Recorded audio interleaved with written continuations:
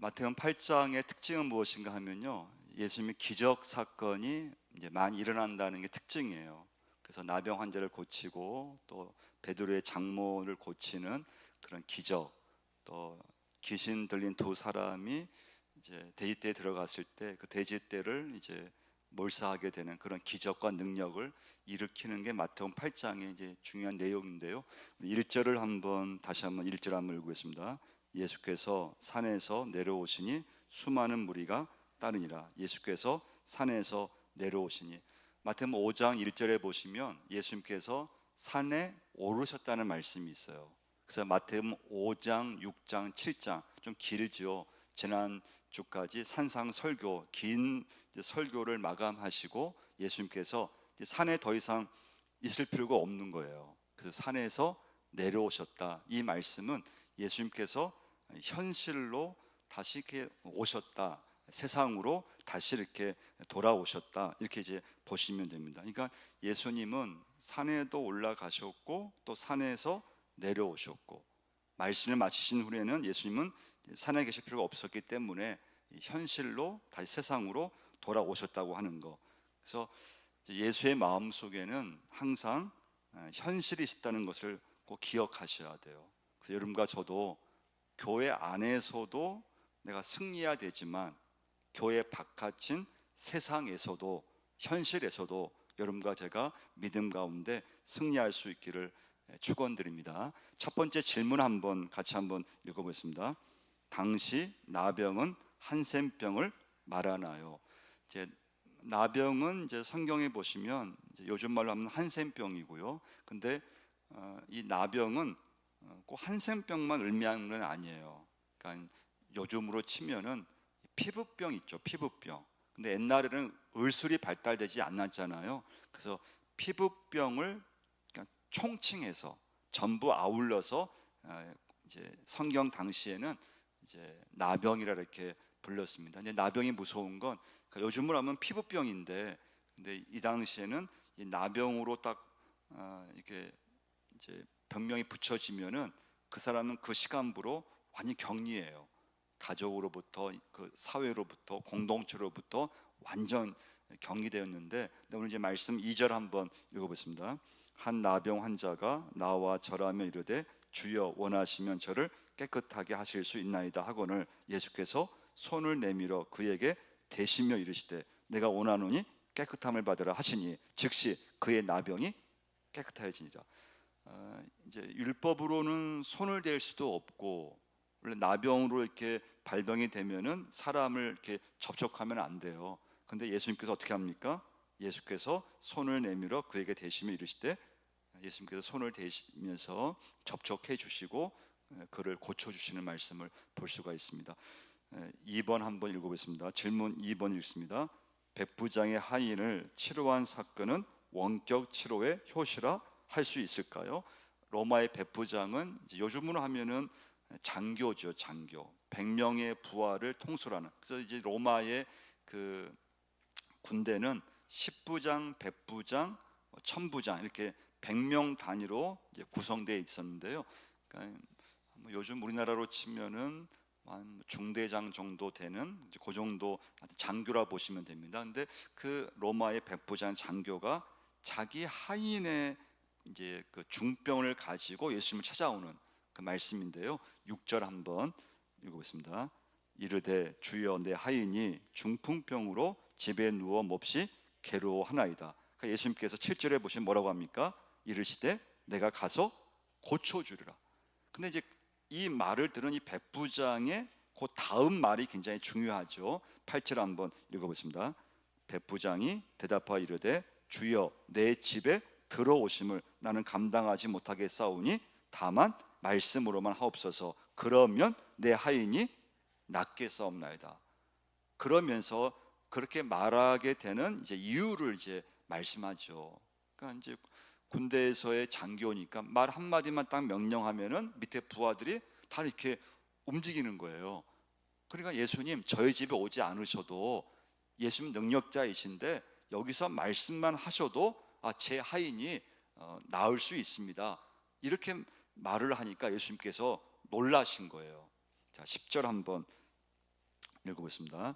예수께서 들으시고 놀랍게 여겨 다른 자들에게 이르시되 내가 진실로 너에게 이르노니 이스라엘 중 아무에게서도 이만한 믿음을 보지 못하였노라.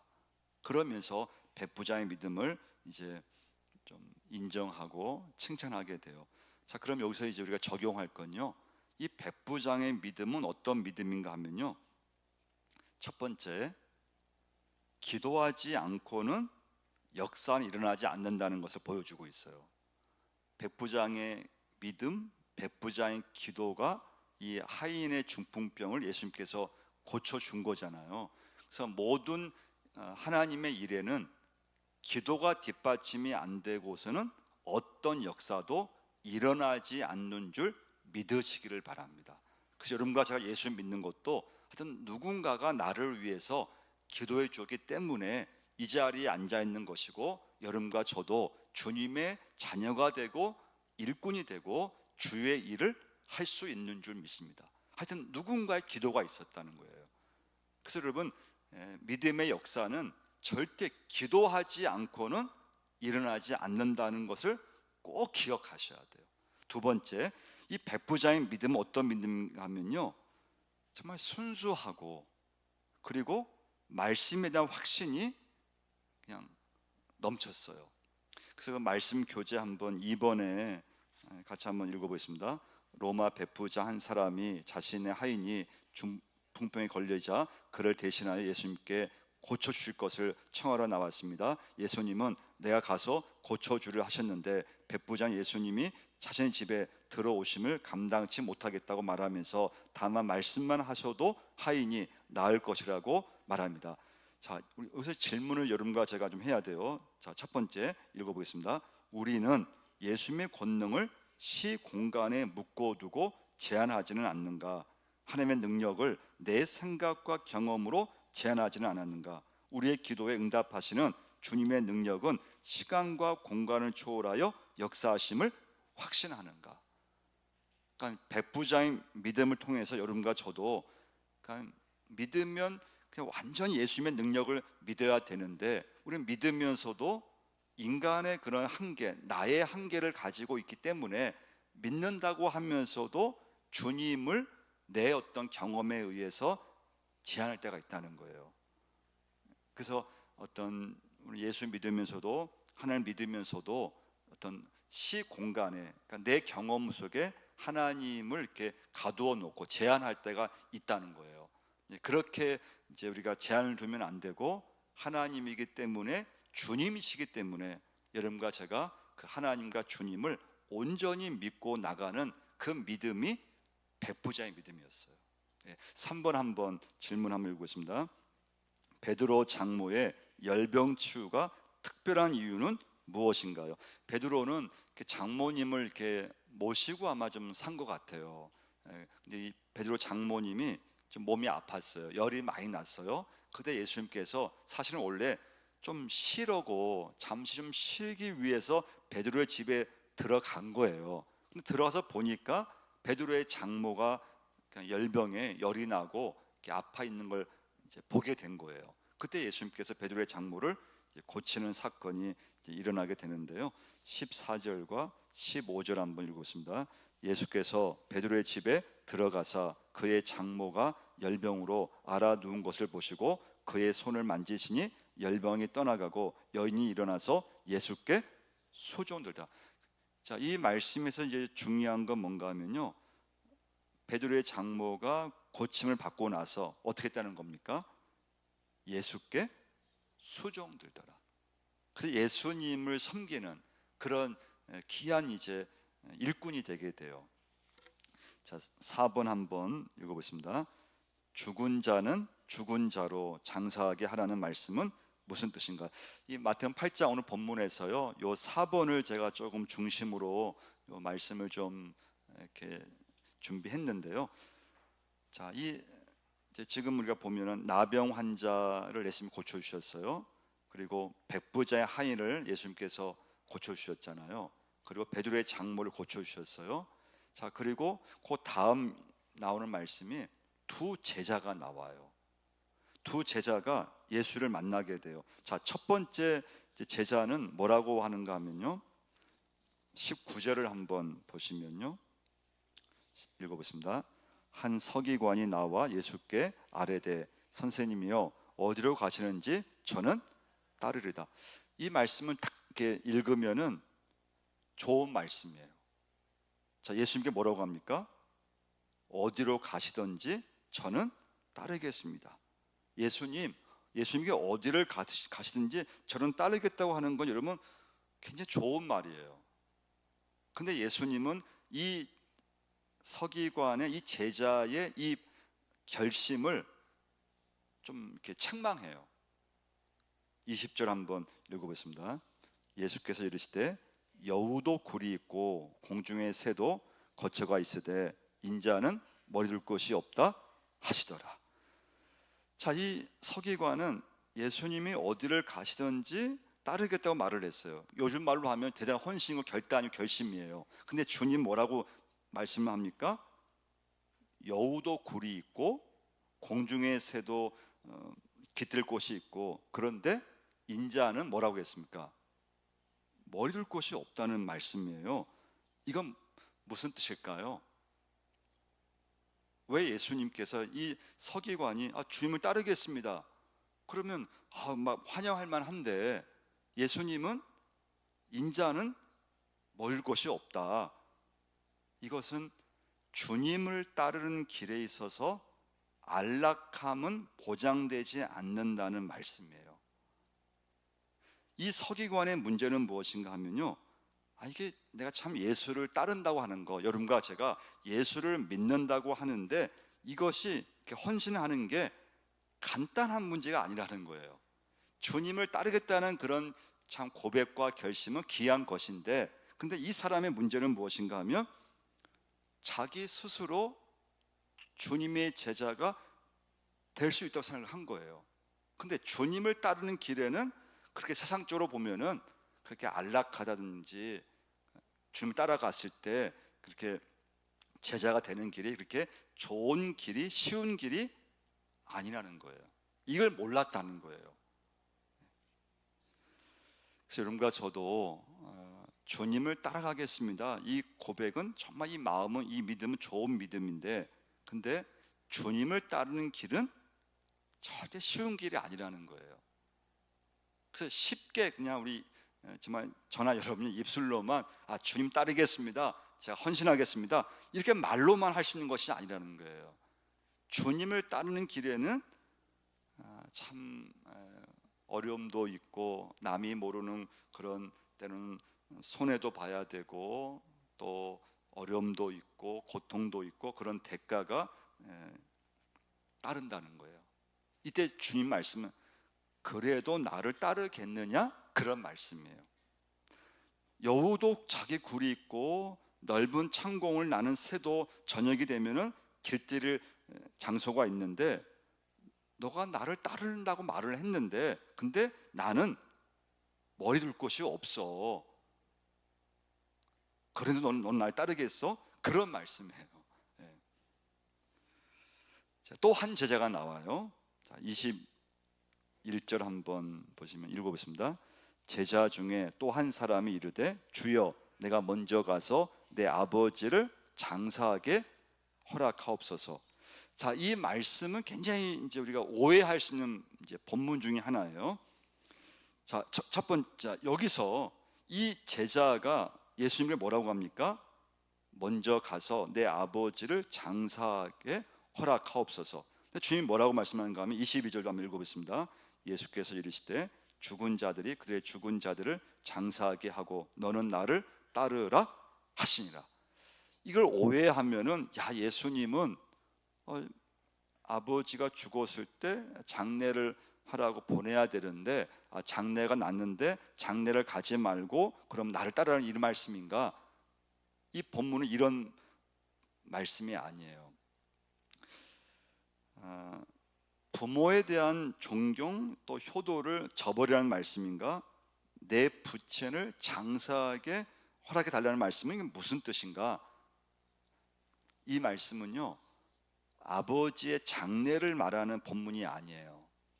이 말씀의 온 뜻은 뭔가 하면요, 유산을 받을 때까지 기다리겠다는 뜻이에요.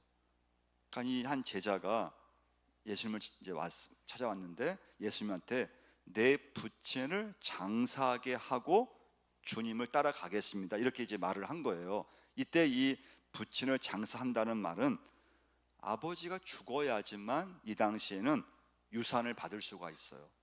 근데 지금 이 아버지가 살아있는 거예요. 그래서 주님을 따르고 싶은데 따르겠다고 말을 하면서 근데 지금은 안 된다는 거예요. 왜 안 돼요? 아버지가 살아계시니까 내가 지금 주님을 따르면 유산을 받을 수 없다는 거예요. 그래서 아버지가 돌아가시면 그 유산을 제가 받고 나서 주님을 따라가겠습니다, 그런 이제 결심이에요. 자, 여기서 문제는 뭘까요? 여기서 문제는요, 그러니까 첫 번째 제자는 문제는 자기 스스로 제자가 되겠다는 데 문제가 있다 그랬어요. 제자가 되는 길이 쉬운 길이 아닌데 주님을 따른다고 했을 때는 엄청난 그런 어려움과 고생이 이게 있는 것인데 그것은 아예 그냥 생각지 않고 따른다고 하니까 주님께서 인자는 멀을 곳이 없어, 그렇게 이제 말씀하신 거고요. 두 번째, 그럼 이 사람의 문제는 무엇인가 하면 제자가 되기 위해서 어떤 조건을 말하는 것은 절대 옳지 않다는 거예요. 여러분과 저 예수 믿으면서 교회 일을 하면서 여러분 절대 어떤 조건을 걸고 이렇게 해주면은 제가 이번 일을 하겠습니다, 이렇게 이렇게 저에게 이런 조건대로 이렇게 저에게 이런 허락을 해주면은 제가 봉사하겠습니다 한다든지 어떤 조건을 걸면 안 된다는 거예요. 하나님 앞에서 조건을 걸어서는 안 된다는 거예요. 그러니까 여러분 신앙이라고 하는 게, 믿음이라고 하는 게 여러분과 저 예수 믿으면서 이렇게 하든지 저렇게 하든지 내가 주님을 따라가는 거죠. 주님을 따라가다 보면은 어려운 일을 많이 겪게 되게 되어 있어요. 그래서 여러분 주의 일을 할 때는 절대 어떤 조건을 이렇게 걸면 안 돼요. 이 제자의 문제는 거기에 있어요. 주님을 따른다고 했는데 조건이 있는 거예요. 지금은 안 된다는 거예요. 유산을 받고 나서 가겠다는 거예요. 그래서 여기서 여러분과 제가 이제 적용할 건 뭔가 하면요, 우리가 예수 믿으면서 정말 조심할 것 중 하나는 뭔가 하면요, 잘 되는 것만이 믿음이 아니라는 거예요. 그쪽으로 가면 굉장히 이렇게 우리가 예수 믿는 조건을 자꾸 걸게 되어 있어요. 잘 되는 것만이 믿음이 아니에요. 그럼 여러분 예수님은 십자가에 못 박혀 죽으셨잖아요. 그럼 가장 저주받은 거잖아요. 또 오래 사는 것만이 또 최고는 아니에요. 예수님은 33살밖에 안 사셨잖아요. 33년밖에 안 사셨어요. 여러분과 제가 예수 믿으면서 너무 잘 되면 제가 따르겠습니다, 이번에 기도 응답해 주시면 제가 헌신하겠습니다, 이렇게 우리가 조건을 내걸 때가 있다는 거예요. 근데 그걸 굉장히 조심하셔야 된다는 거예요. 하나님 앞에서는 기도를 할 때에도 응답이 되든지 응답이 안 되든지 내가 원하는 게 있을지라도 원하는 대로 되든지 안 되든지 믿음은 여러분과 제가 그냥 순수하게 하나님만을 믿고 나가는 것인 줄 믿습니다. 거기에 너무 여러분과 기도를 한다든지 했을 때 어떤 조건을 붙인다든지 또 너무 믿음을 잘 되는 것만을 자꾸 그쪽으로만 가게 되면 좀만 어떤 일이 안 된다든지 또 안 풀린다든지 또는 좀 뜻대로 안 되면은 금방 낙심이 와버려요. 그래서 여러분과 제가 이제 정말 물려줘야 될 유산은 신앙의 유산임을 꼭 기억하셔야 돼요. 사실 부모가 자녀들에게 돈을 남겨줄 수 있어요. 그리고 사업을 물려줄 수도 있어요. 땅을 물려줄 수도 있어요. 그럼 다 자녀들은 좋아하잖아요. 부모가 이렇게 땅을 물려준다든지 돈을 물려준다든지 집을 물려준다든지 사업을 물려준다든지. 근데 이제 지나고 보면은 다 없어지고 마는 것들이라는 거예요. 그래서 여러분과 제가 진짜 물려줄 것은 신앙의 유산인데, 신앙의 유산을 물려주는 것이 가장 영원한 것이고, 그래서 여러분과 제가 어떤 이제 성도님이 이제 유산을 이렇게 조금 이제 포기했다고 그래요. 근데 이제 그게 시간이 지날수록 후회가 된대요. 아까 유산은 내 몫인데 받았어야 되는데, 이게 인간의 마음이라는 거예요. 근데 여러분과 저는 그런 것을 생각해 보면 참 포기할 수 없고, 그게 참 갖고 있으면 편한 거고 도움이 되는 것이지만, 그러나 거기에 우리 마음을 빼앗기면 안 된다는 거예요. 아멘 안 하시잖아요. 그래도 받을 건 받아야 되고, 근데 여러분 정말 신앙의 유산을 물려주려고 애를 써야 돼요. 신앙의 유산이 제일 중요한 유산이에요. 그래서 후회하면 안 돼요. 다른 유산을 받지 못했다고 해서, 또 유산을 포기했다고 해서 그거에 대해서 후회하면 안 되고, 여러분과 저는 주님께서 말씀하셨잖아요. 나를 따르라. 아무든지 나를 따라오려거든 자기를 부인하고 날마다 제 십자가를 지고 나를 따를 것이니라. 그래야지만 여러분과 제가 승리할 수 있다는 거예요. 자, 5번 한번 질문 한번 읽어보겠습니다. 귀신과 돼지떼는 무슨 상관이 있나? 갑자기 이제 돼지떼가 나오고 이제 귀신이 나오는데요. 예수님께서 대가볼리에 속한 가다라 지방에 도착하게 됐어요. 근데 이제 그 지역은 돼지를 키우는 그런 좀 동네였어요. 근데 그 지역에 무덤 사이를 가는데 귀신 들린 두 사람을 이제 만나게 된 거예요. 근데 이 귀신 들린 두 사람은 예수님을 보자마자 예수님을 알아본 거예요. 그리고 이 귀신 들린 두 사람이 막 시끄럽게 막 그냥 귀신 들렸으니까 해서 막 사람들이 다니지를 못하는 거예요. 자, 28절 한번 보시면요. 28절 읽겠습니다. 또 예수께서 건너편 가다라 지방에 가심에 귀신 들린 자 둘이 무덤 사이에서 나와 예수를 만나니 그들은 몹시 사나워 아무도 그 길로 지나갈 수 없을 지경이더라. 그래서 여러분, 귀신이 들어가게 되면 특징이 뭔가 하면 사나워져요. 그리고 힘이 세져요. 그리고 이렇게 좀 사람 좀 이상해져요. 근데 이 귀신들이 두 사람이 예수님을 알게 된 거죠. 자, 이 귀신 들린 두 사람이 나중에 예수님한테 뭐라고 요구하는가 하면 돼지떼에 들어가게 해달라고 요구를 해요. 근데 성경 말씀에 보면은 그 이유는 몰라요. 나와 있질 않아요. 왜 귀신 두 사람이 왜 돼지떼에 들어가 해달라고 했는지는 나와 있지 않아요. 근데 아무튼 예수님 앞에서 이 귀신 들린 두 사람은 쩔쩔매고, 그리고 굉장히 예수님 앞에서 꼼짝 못해요. 그리고 그 2,000마리 돼지떼로 들어가게 된 거예요. 자, 그리고 그 2,000마리 돼지떼는 갑자기 이제 다 몰살이 되게 돼요. 자, 31절, 30절, 31절 읽어보겠습니다. 마침 멀리서 많은 돼지떼가 먹고 있는지라 귀신들이 예수께 간구하 이르되 만일 우리를 쫓아내시려면 돼지떼에 들어 보내주소서 하니 그들에게 가라 하시니 귀신들이 나와서 돼지에게로 들어가는지라 온 떼가 비탈로 내리달아 바다에 들어가서 물에서 몰사하거늘. 자, 그러면 무슨 문제가 있어요? 이 2,000마리의 돼지를 지금 키우던 주인이 있을 거 아니에요. 이 돼지를 키우던 주인이 있을 거 아니에요. 이 주인은 하루아침에 자기 돼지 키우던 돼지가 그냥 다 몰살된 거예요. 그럼 누가 제일 지금 난감해요? 이 돼지 주인들이. 그 주인이 예수님을 어떻게 할까요? 예수님을 쫓아냈어요. 자, 33절, 34절, 33절, 34절 한번 읽어보겠습니다.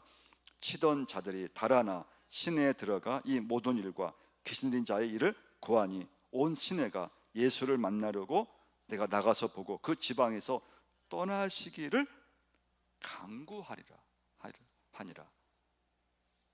예수님 좀 가주세요. 저희 동네에 가주세요. 왜냐하면 대지를 잃은 그 주인이 가장 큰 손해가 난 거예요. 여기서 여러분과 제가 좀 우리가 예수 믿으면서 좀 묵상할 게 있어요. 거기 우리 말씀 교재 질문 한번 제일 마지막 5번 한번 읽어보겠습니다. 2,000마리의 돼지떼에게 귀신이 들어와 돼지떼가 말살당하는 장면은 귀신이 어떻게 예수님의 능력 앞에서 무참히 패배하는가를 잘 보여줍니다. 그러나 돼지떼의 죽음은 그 지역 사람들에게 커다란 경제적 손실을 안겨주었고, 그러자 사람들이 예수님을 쫓아냈습니다. 그럼 여기서 여러분과 제가 이제 우리도 해당되는 일이에요. 그 질문 한번 읽어보겠습니다. 다른 이의 영적 회복에는 도움이 되나 내게 유무용의 손해가 발생한다면 여전히 주님을 따르겠는가, 아니면 주님을 떠나보내겠는가라고 하는 질문을 할 수가 있다는 거예요.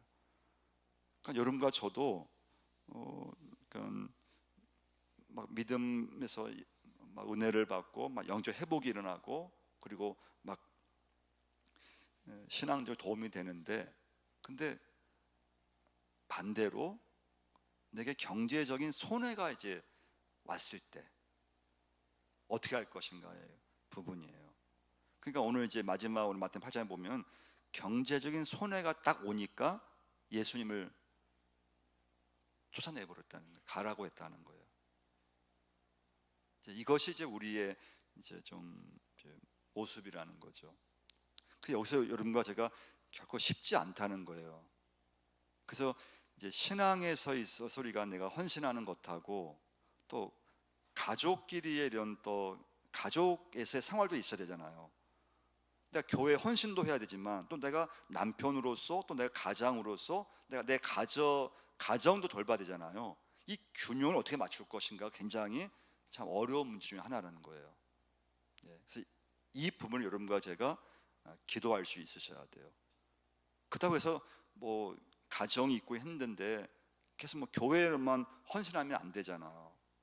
그건 또 책임성이 있는데 내가 아버지로서 부모로서 또 한 가정의 가장으로서 그 책임성도 있기 때문에, 그러나 또 너무 더 가정만 또 그냥 가정에만 또 치중하면은 또 주의를 할 수가 없잖아요. 이 둘의 균형을 어떻게 할 것인가, 이것이 굉장히 여러분과 제가 예수 믿으면서 현실에서 부딪힐 수 있는 그런 부분이에요.